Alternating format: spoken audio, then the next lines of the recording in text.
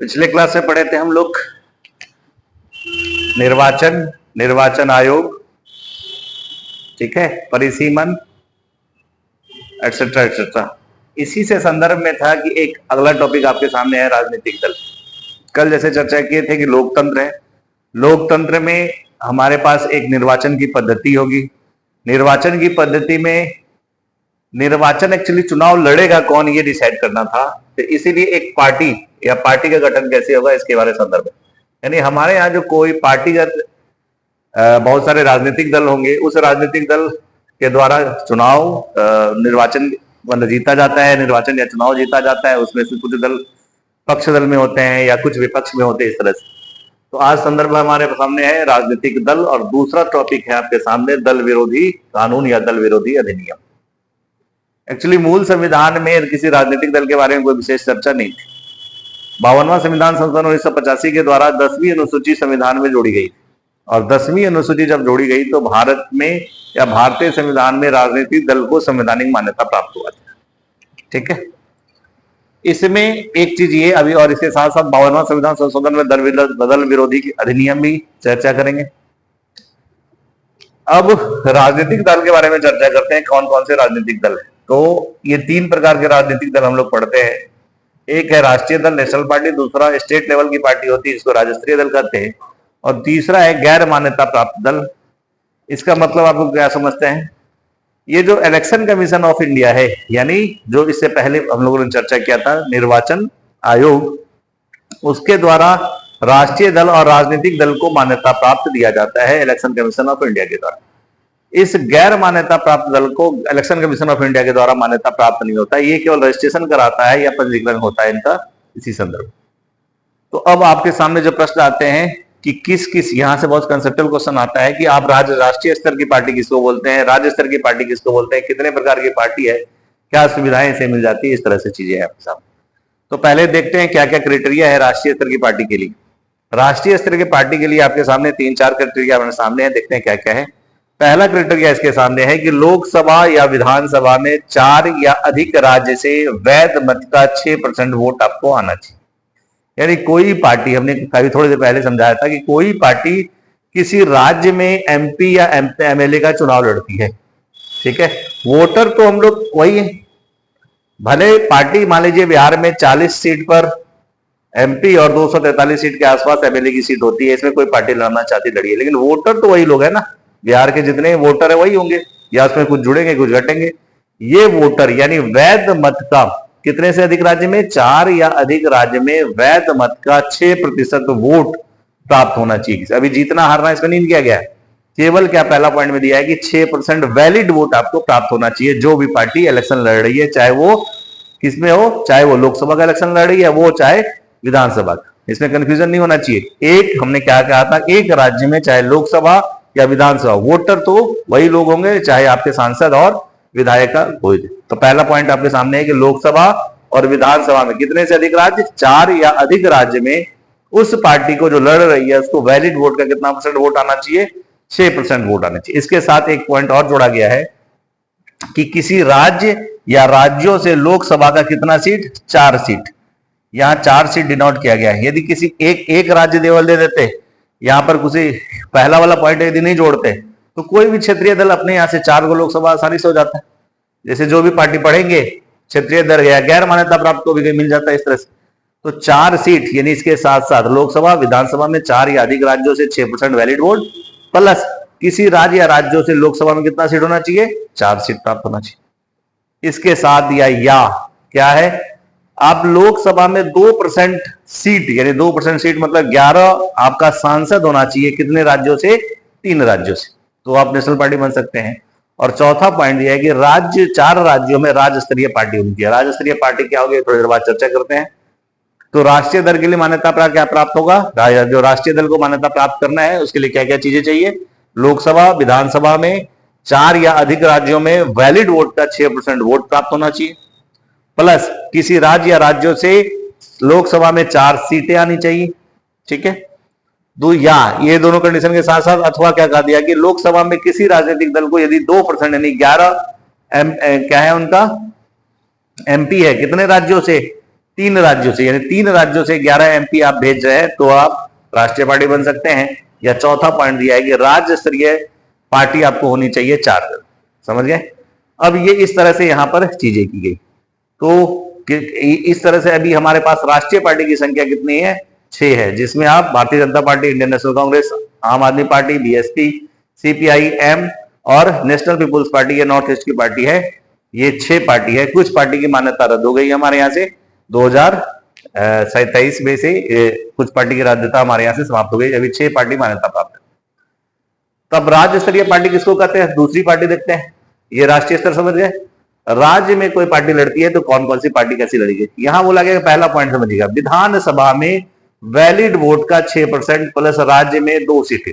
पहला पॉइंट, विधानसभा का इलेक्शन, यानी विधानसभा का इलेक्शन का मतलब एमएलए के इलेक्शन में 6% किसी को वोट मिले और 2 एमएलए उसका हो तो उस पार्टी को राज्य स्तरीय पार्टी की दर्जा दे दी जाएगी। समझ गए? कितना परसेंट सीट? 6% वोट और 2 सीट। यदि लोकसभा का इलेक्शन हो रहा है, मान लीजिए बिहार में 2 लोकसभा का इलेक्शन हो रहा है, तो लोकसभा में जो वोट पड़ेगा उसका 6% प्लस 1 सीट। दूसरे में क्या हो गया? 6% प्लस 1 एमपी आपके पास होना चाहिए तो आपको राज्य स्तरीय पार्टी का दर्जा मिल जाएगा। तीसरा, विधानसभा में कुल स्थान, यानी मान लीजिए बिहार में 243 सीटें हो रही है, तो इसमें कुल स्थान, और मान लीजिए कहीं 40 से 50 सीट का है, तो कुल स्थान में 3% सीट या 30 सीट, 3 सीट, 3% या 3 सीट, कुल विधानसभा का 3% सीट या 3 सीट में जो ज्यादा होगा वो आपको लाना पड़ेगा। मान लीजिए कहीं 70 विधानसभा का सीट है तो वहां कितना सीट चाहिए आपको? 3 सीट। मान लीजिए बिहार में कितना सीट है? 243 के आसपास, तो यहाँ 3% सीट, यानी 8 एमएलए आपका होना चाहिए। फिर अगला क्या दिया है? लोकसभा या विधानसभा का 8% मत होना चाहिए आपको, डायरेक्ट कर दिया गया। फिर कहा गया कि लोकसभा के 25 सीट पर 1 सीट, यानी जैसे हर एक 25 सीट पर 1 एमपी आपका, 25 सीट पर 1 एमपी आपका, तो आपको राज्य स्तरीय पार्टी मिल जाएगी। फिर से समझिएगा, राज्य स्तरीय पार्टी का क्या क्या क्राइटेरिया है? विधानसभा में 6% प्लस 2 एमएलए, लोकसभा में 6% प्लस 1 एमपी, विधानसभा के टोटल सीट का 3% या 3 सीट जो ज्यादा होगा, लोकसभा या विधानसभा का 8% केवल वोट दिया गया है, और लोकसभा के 25 सीट पर 1 सीट आपका होना चाहिए। इस स्तर पर राज्य स्तरीय पार्टी मिल जाएगी। ठीक है, यहां जो आपको 6 था, अभी मान्यता प्राप्त राजनीतिक दल जो राज्य स्तरीय पार्टी है, लगभग 60 राजनीतिक पार्टी है। ये बिहार में जैसे जदयू है, राजद है, एलजीपी-आर हो गया और सीपीआई-एमएल यानी मार्क्सवादी लेनिनवादी है, ये 4 आपको राज्य स्तरीय पार्टी। बिहार में राष्ट्रीय पार्टी के रूप में बीजेपी हो गया, आईएनसी यानी इंडियन नेशनल कांग्रेस हो गया। और तीसरा जो गैर मान्यता प्राप्त दल है, इसका रजिस्ट्रेशन होगा लेकिन प्राप्त नहीं है। जैसे बिहार में क्या है? हम, ठीक है, ये हम किसकी पार्टी हो गई? जीतन राम मांझी की पार्टी हो गई। आरएलएम, ये उपेंद्र कुशवाहा की पार्टी हो गई। मुकेश सहनी की पार्टी वीआईपी हो गई। और आरएलजेपी जो एलजेपी से टूट के बना था वो पार्टी होगी आपके सामने। इस तरह से पार्टी यहां होगी। ये व्यवस्था क्यों इस तरह से आई, ये आपको 2 पार्टी के बारे में चर्चा किया गया। इसके साथ साथ इसी से संबंधित एक और पॉइंट है, वो है दल विरोधी बदल विरोधी अधिनियम। एक्चुअली 52वां संविधान संशोधन के द्वारा ही 85 के द्वारा ही लाया गया। अभी थोड़ी देर पहले चर्चा किए थे कि भारत में तकरीबन 2 दशक तक केवल भारतीय राष्ट्रीय कांग्रेस की शासन व्यवस्था थी।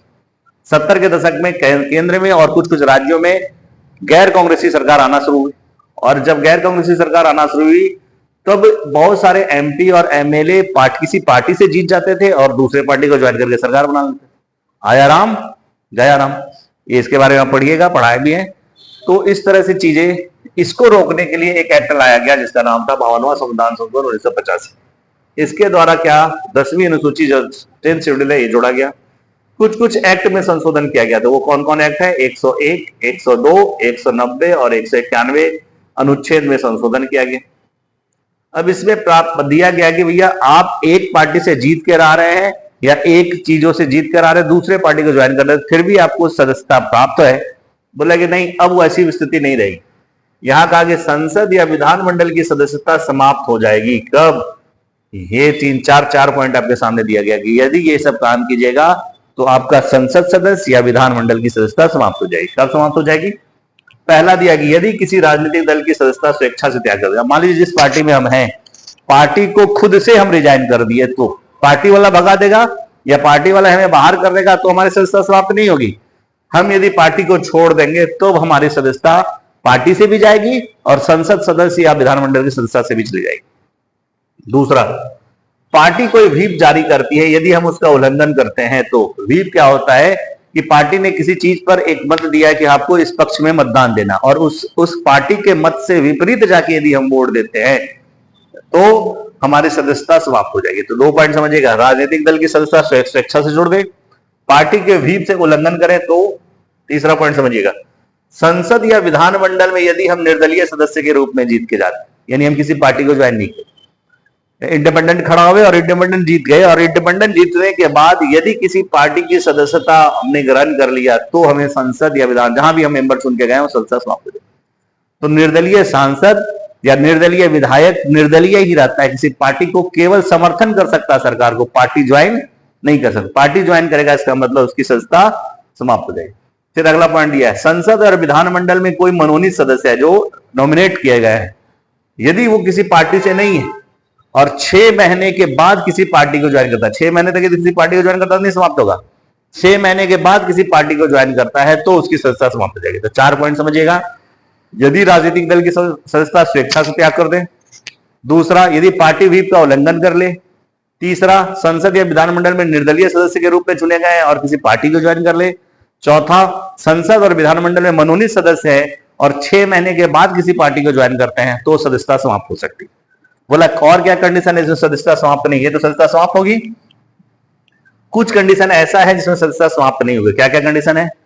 बोला कि दल यदि विभाजन होता, कोई बड़ी दल है वो विभाजन हो गया, यानी एक दल से 2 पार्टी बन गई, 2 पार्टी बन गई, उस 2 पार्टी के बनने में क्या है कि दल का यदि विभाजन होता है तो 1/3 सदस्य यदि नई पार्टी जो बना लेती है, यानी एक दल टूट के 2 या अधिक दल में जा रहा है तो 1/3 सदस्य यदि 2 पार्टी बना लेती है तो उसकी सदस्यता समाप्त नहीं होगी। यानी 1/3 से कम सदस्य दूसरे पार्टी में जा रहे हैं तो उसकी सदस्यता समाप्त होगी। यहां कहा क्या गया, 2 पॉइंट याद रखिएगा, दल विभाजन की स्थिति में कितना सदस्य चाहिए?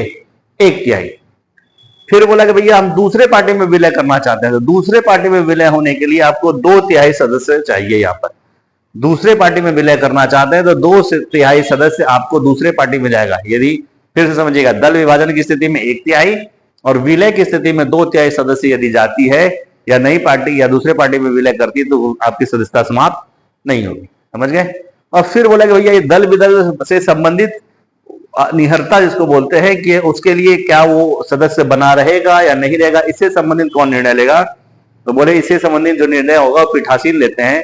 इसका मतलब सभापति या अध्यक्ष जो भी होंगे वही होंगे और यही डिसाइड करेगा कि ये दल बदल के संबंधित उससे सदस्यता है या समाप्त होगी।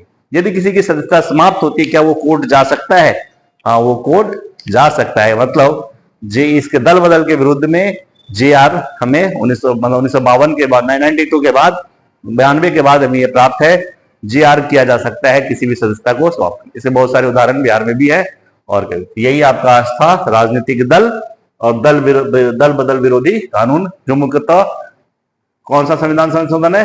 52 अमेंडमेंट 1985 यहां से जुड़ा हुआ है। ठीक है।